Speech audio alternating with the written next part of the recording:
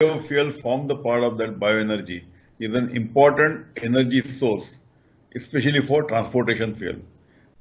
The transportation fuel from two-wheelers all the way up to aircraft can be filled up with biofuels and they can achieve that whatever the movement or mobility. That's how this biomobility has become very important to us. The origin of biomobility is that any liquid or gaseous fuels created out of the plant material, agri sources, and that's how it is becoming a completely carbon neutral kind of a situation by using these fuels. That's how we look forward to this more and more usage of biomobility. So, sir, biomobility, whether it is financially viable now?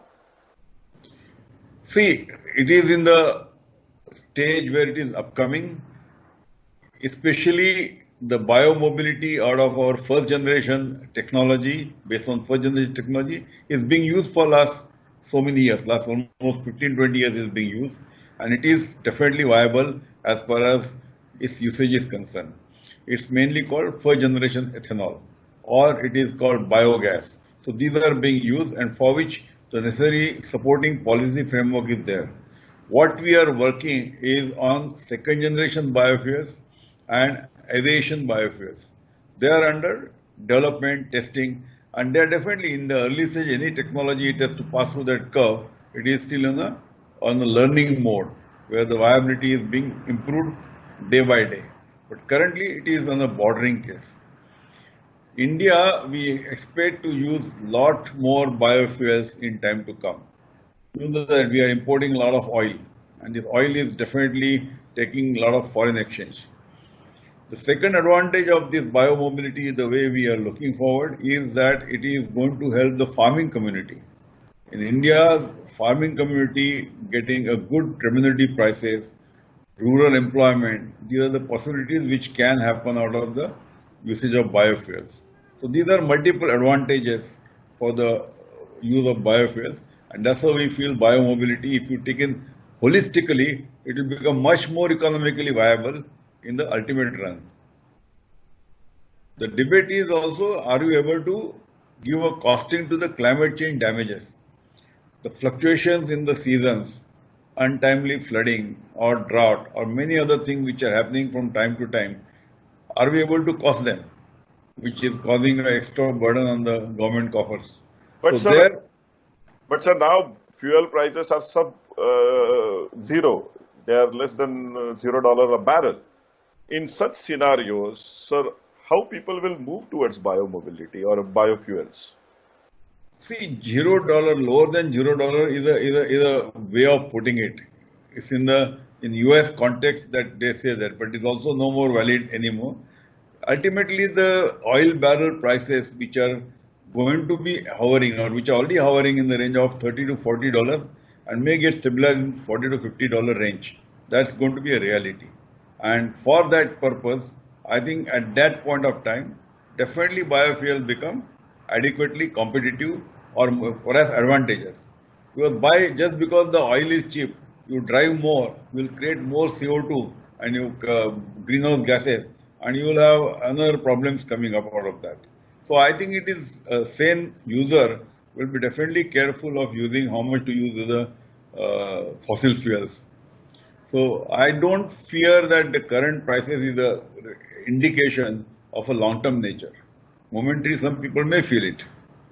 So, sir, but whether India is ready for biofuels, whether we have right kind of policies, and how big is the economy of biofuels in a sense?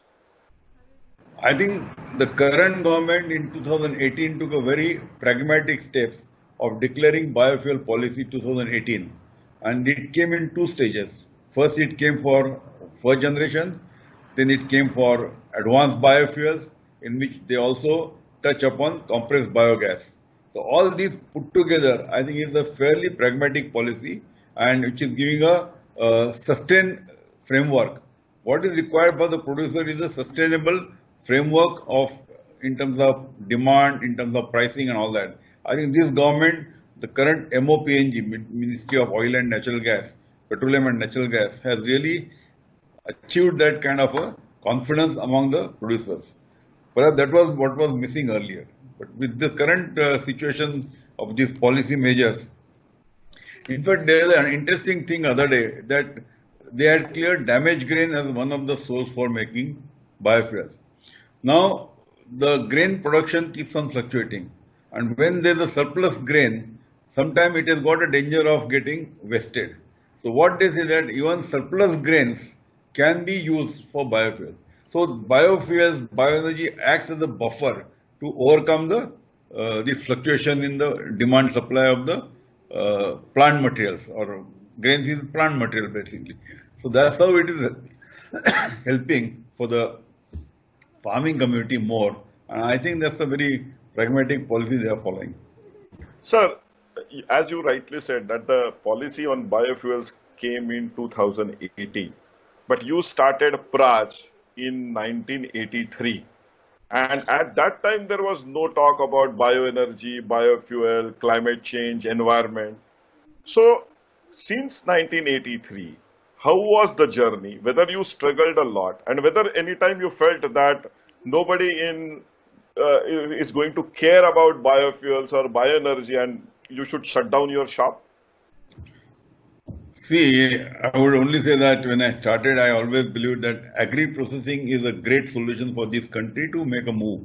And because of the tropical climate, because of agro-based industries need some support and all that. That was the starting point.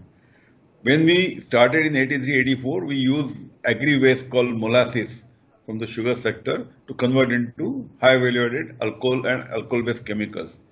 They were doing batch fermentation. We brought in continuous fermentation. So that was the first transition which happened. And that definitely gave us a very good, we had some problem. ICICI gave us a venture capital.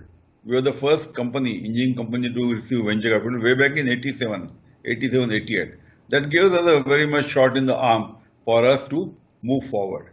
And we had an IPO in 94. Beyond after 94, we started looking. Still, it was the alcohol, different quality alcohol for beverage grade alcohol and variety of things. But what happened that time? Already the talk was going on that additional fuels to be blended with the fossil fuels was becoming more or less heard everywhere. Actually, Brazil took a lead and USA followed. And those informations were available that this is happening in a big way. So that's how we were hoping and looking forward to those kind of developments. We had a tough time. We had a tough time in 87, 88 before receiving the venture capital. We had a tough time in 98, 99 because of the meltdown of Southeast Asia, Asian countries, ASEAN countries. There was a currency crisis. Right. We had already started exports in the Philippines, Indonesia, Thailand, but there was a meltdown. So that was a second setback. But then by 2000, we were ready to offer fuel ethanol as against the normal alcohol for blending with petrol or gasoline. And luckily, I can say that there is some kind of luck also gives support when you are having some kind of optimism. Indian government led by Atal Bihari ji, they believed that for Swadeshi Indhan to reduce the imports or reduce the dependence on the foreign oil, they wanted to introduce Swadeshi Indhan. And that's where they thought biofuels, ethanol will be a blessing in disguise. And we took a lead. We are ready with the technology. We offered, we made demonstrations, we made presentations. All those things helped that that government launch a pilot program on, it was I think 1st of January 83 to run in 9 states at 5% blending. And that program was